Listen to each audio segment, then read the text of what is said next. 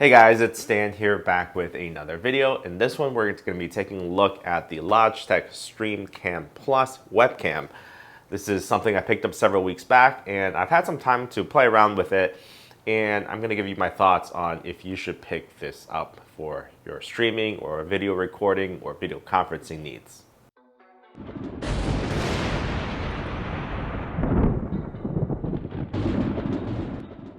Now, this webcam sits at the top of the range for Logitech. Logitech has a bunch of webcams, everything from 4K webcams to teeny tiny webcams that attach to your laptop. This, however, is a pretty large webcam that is designed to sit on a stand or sit on your monitor. This webcam has several major features that separates this from other webcams in that it has a relatively large aperture at f2.0.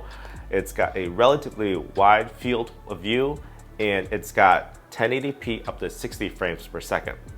So that 60 frames per second is going to be good for a lot of good motion. It's going to match with a lot of good with gaming streams. So if you're looking for that 60 FPS, this is a webcam that could hit that.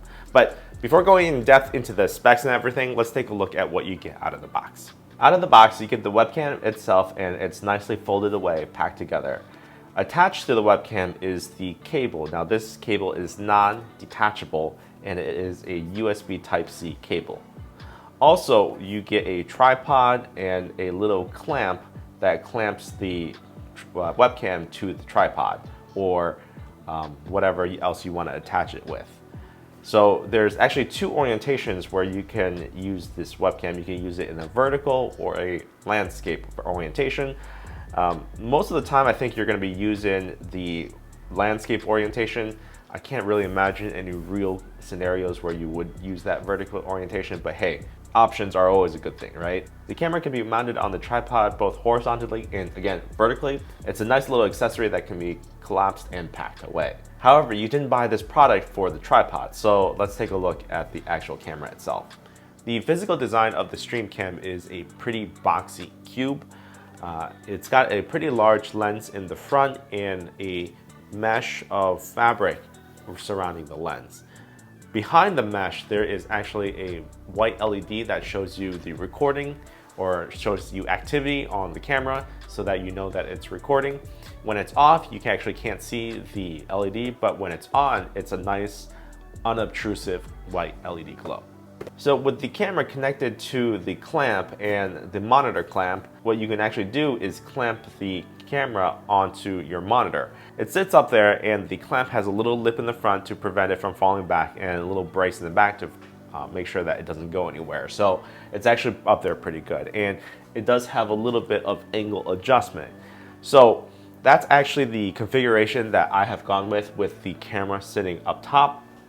I think that it's a lot better to have the camera coming down at you. It's a little bit more flattering of an angle than having the camera looking up at you from the tables, and it's also out of the way. So I think most of you guys, if you buy this camera, you're going to be using this kind of configuration. Now let's take a look at what the camera can actually do, and what I'll do is use OBS to record everything so you can kind of see the camera quality differences or what you can expect when using this camera. Now for the rest of the review, we're going to be recording off of the Streamcam with the sound coming from the Yeti X. And rather than telling you why you should get this or try to convince you one way or the other, let me just tell you why I ended up buying this as opposed to all the other webcams. So I have used the Canon R5 as a webcam. I actually have a video of using what DSLR, actually no, it's not a DSLR, it's a mirrorless camera.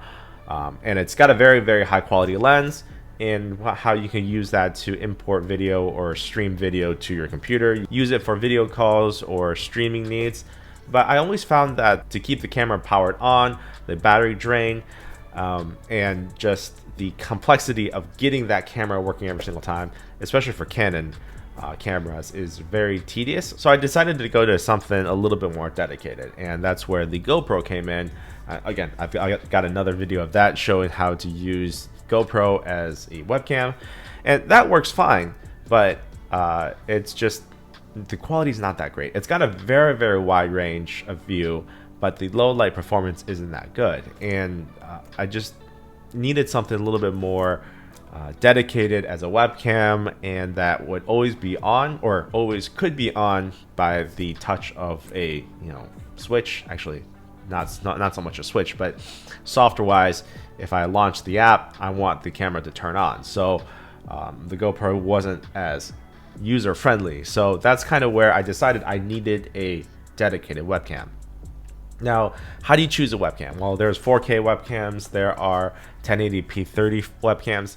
I decided that I needed a 60 frame per second webcam because it's a little bit more better on fluid and motion.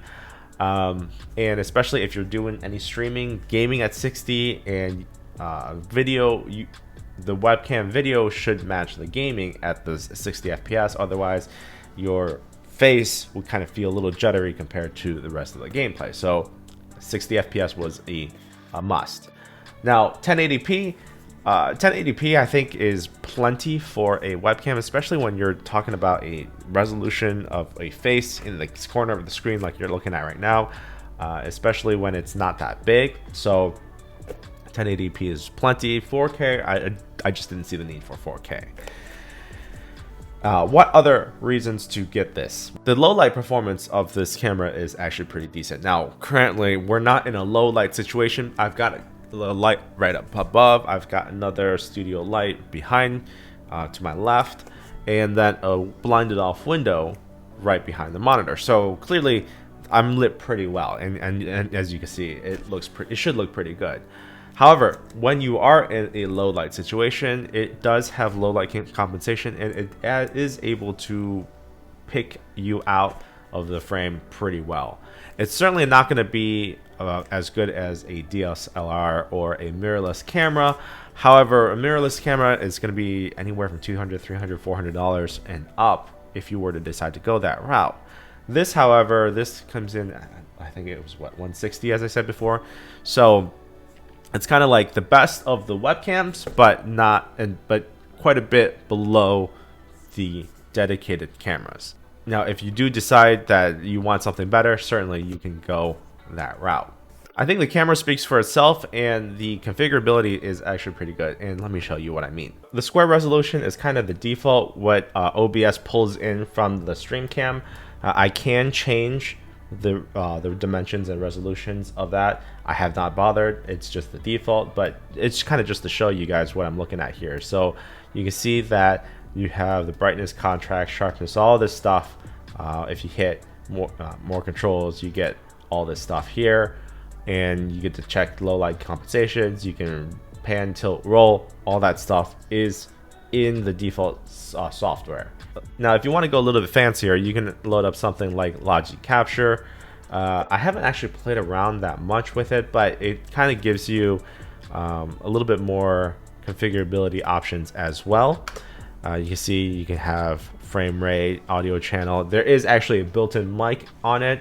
I wouldn't recommend using it. It gets a little echoey. The quality isn't that great. Always a dedicated camera, dedicated audio microphone is always better. But you can see you can choose your resolution, you can choose your frame rate, and you can choose your encoder. To use Logitech Capture, what you actually can do is you can go under device for example, OBS or whatever software capture you have. You can use Logitech Capture, you can use Logitech Streamcam, that's the camera directly raw from the camera, or you can even use something like NVIDIA Broadcast. And I guess this is a little side tangent here. With the GoPro, you can't actually use NVIDIA Broadcast. And NVIDIA Broadcast, if you have an NVIDIA GPU, this is kind of like a side program that you can load up that has both noise canceling options as well as video post-processing stuff. So you can add backgrounds, you can add blur, you can do a lot of this stuff here. You can see no blur versus a little bit of blur, and then you can auto frame, does a little bit of that following stuff. Again, this isn't so much a feature of the camera itself, but it's more of what this camera can do if you use something like NVIDIA Broadcast with this camera. So I think that's pretty good, pretty interesting of a combination, and you can see it does work pretty well. Now, as you can see here, the setting here, what I've got is using the Streamcam at 1080p f 60 fps. I want to say the last little clip that you saw with the square, that was probably at 30 fps, because you can see here the 60 fps really does make a difference in the way it captures and the way it renders. Actually, no, I take that back. The video you're probably watching on YouTube now is probably 30 FPS, so maybe you can't really see the difference, but I can certainly see the difference. 60 FPS is quite a bit faster than 30. The last thing I want to talk about is the field of view for this camera. This camera has a 78-degree FOV, and you can see coming on from the center front here, it's decently good. And if you're looking for something of a webcam style shot, it's fine. You know, you have your full bodies in, and then you've got a little bit more FOV. However, if you're looking for the super wide angle and maybe something coming from the side here to show the whole room, this isn't one of those cameras, and you really have to go almost dedicated wide lens with a little camera, dedicated camera for something like that. But again, for the use of basically setting it up, plug and play features, functionality, I think this is a really nice little camera that can achieve most of your needs. So hopefully this helps. Hopefully this gives you an idea of what to expect if you were to pick up a Streamcam. And if you have any questions, comments, you can comment down below. And if this video was good, useful, you learned something, you can always hit that like button. As always, my name is Stan, and I'll see you guys in the next one.